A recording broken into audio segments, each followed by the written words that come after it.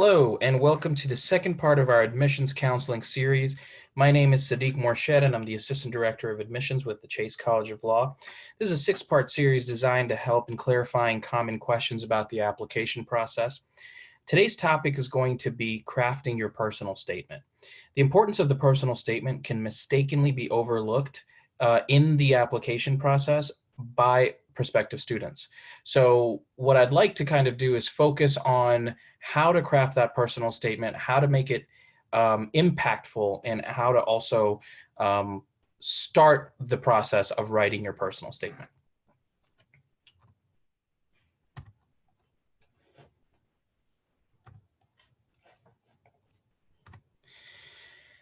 So I'll start with a brief overview of what I'll be covering today. First, we'll discuss what questions you should ask yourself before you begin. And then we'll move on to what exactly is the personal statement. And then we'll end with the top do's and don'ts of the personal statement. So the first thing to do before you even begin writing anything is to really ask yourself these three questions so you have a clear direction on what you want your personal statement to say. The first question, as you can see, is what are you choosing to write about and why? So you really want to just run that through your head on what are the topics that you really want to talk about? Why do you want to talk about it? What is the effect that it's going to have? The second question is who is your audience? Now, half the battle when it comes to writing something is to know who you're writing for. So you need to know who your audience is. And in this case, it's the admissions committee. So I've answered that question for you. And so you've already overcome half the battle when it comes to writing your personal statement just by attending this webinar or watching this online. The third question is, what is the image that you're wanting to portray? And what do you want the committee to know about you?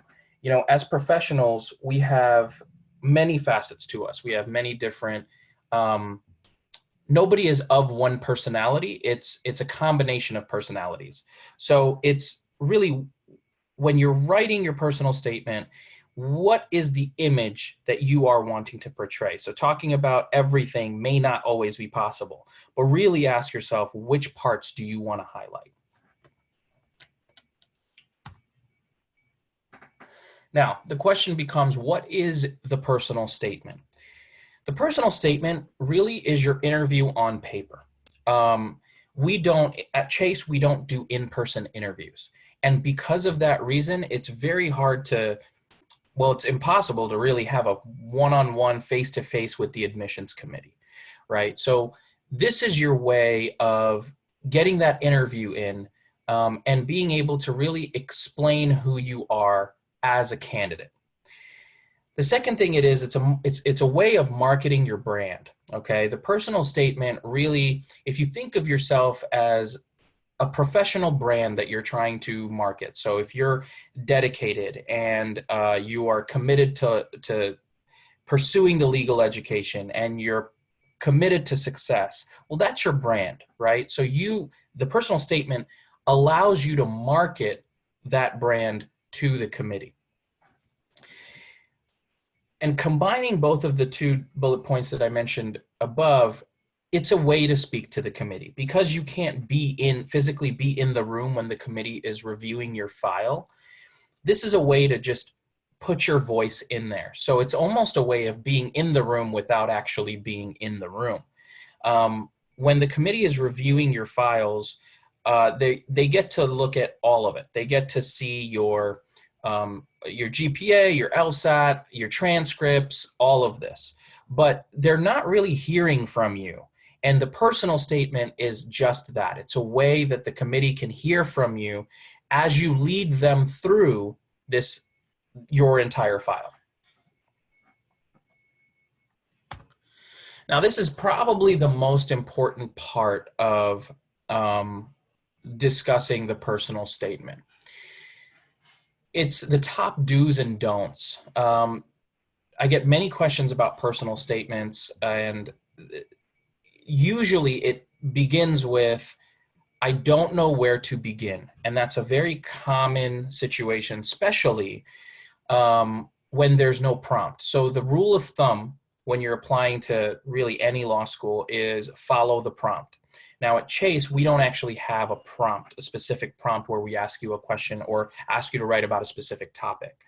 In some ways, it's easy because it allows you to really explore what you'd like to write about. In some ways, it can be difficult because you would generally then get stuck because you don't know what to write about, right? So while you're doing that and trying to understand, okay, what is it that you want to write about, just keep these things in mind. Your personal statement is a way to bridge the gap between your art and science. What I mean by art and science is really your science is what we see in the file. It's your black and white numbers, your GPA, your LSAT score, your transcripts. Um, it's not necessarily who you are as a person. It's who you are on paper as a professional or as a candidate, right? The personal statement, however, can really explain who you are as a person, and that's the art of who you are. And so the personal statement bridges that gap between your art and your science. When you really get stuck trying to understand, okay, where do I even begin? I have, you know, 20 different things that I want to write about, or I've Googled topics, which is usually I say is not the best idea. But I've Googled topics to write about, and I have a list of 100 and I'm not sure which one to write about. Well, what you really want to do is apply what I call the 5-minute rule. The 5-minute rule is this. Let's say, for example, you and I are having this conversation one-on-one, and for whatever reason, I say, hey, the powers to be have given me full authority to decide whether or not you will be accepted into law school. And I'm going to make that decision based off of what you tell me in the next 5 minutes. Chances are what you would do is you would take maybe a minute to think about what you would like to talk about. And then you would give me 2 to 3 bullet points, important highlights about what you want me to know as an admissions decision maker, right? You're not going to start with, I was born on so-and-so date, and then go down, for 10 minutes because you don't have that much time. So when you are about to write your personal statement, play the 5-minute rule to yourself. Just pretend like you are having to tell somebody who will, based off of those next 5 minutes, decide whether or not you will be admitted into law school. And then write down your bullet points. So for example, if you have 3 bullet points, 3 things that you want to really talk about, then you would take those 3 things and then you would expand those into paragraphs, and you would essentially get 3 body paragraphs. You add an intro, you add a conclusion, and you tie them up in one theme, and there's your personal statement. So that's sort of a surefire way to not only get started, but to have a pure consistency through your personal statement. Another thing to keep in mind while you're writing your personal statement is there is a fine line between confidence and arrogance. So it's really the tone. You really want to control the tone of your personal statement. It's great to have confidence because remember, you're marketing your brand, as I mentioned earlier. If you're marketing your brand, you want to confidently be able to portray to the committee that you are what you say you are. However, you also want to keep in mind the tone of how you're writing things. You don't want to come off as arrogant because let's just be honest, the admissions committee is comprised of people.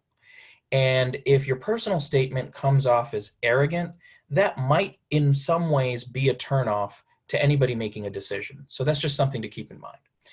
Now, logistically speaking, the length of the personal statement needs to be no more than 2 to 3 pages. You have to remember that the admissions committee is reading several of these during each meeting. And so the more concise it is, the more helpful it would be for you. So if instead of writing, like I mentioned earlier, 8 pages of a personal statement and maybe boring your audience in the middle of it, if you stick to 2 pages and, like I said, 3 pages max, then what it really does is it concises your thoughts into one cohesive document, and it's able to tell them who you are in a short amount of time. So keep that in mind as well. Now, as I mentioned before, the personal statement is, again, I say it's a marketing document. If it's a marketing document, if it's marketing your brand, then you don't really want to put in anything negative in your personal statement. And what I mean by that is anytime you find yourself having to justify or give excuses for something. So, for example, this is very common. You may have had a really bad test date when you took the LSAT. You want to explain that. If you're explaining it, it does not belong in the personal statement. Or let's say you've had a really terrible semester, one of your semesters during college. Again, you want to explain what happened there. Again, if you're explaining or justifying it, that does not belong in the personal statement. That's probably the top uh, misunderstanding that people have when they're writing their personal statement, is that it's not a document where you should just explain yourself. It's an interview, right? So you never walk into an interview immediately talking about why you're not a good candidate or what are the mistakes that you have made, right? You wait till you're really asked. In this situation, it's almost a one-way interview.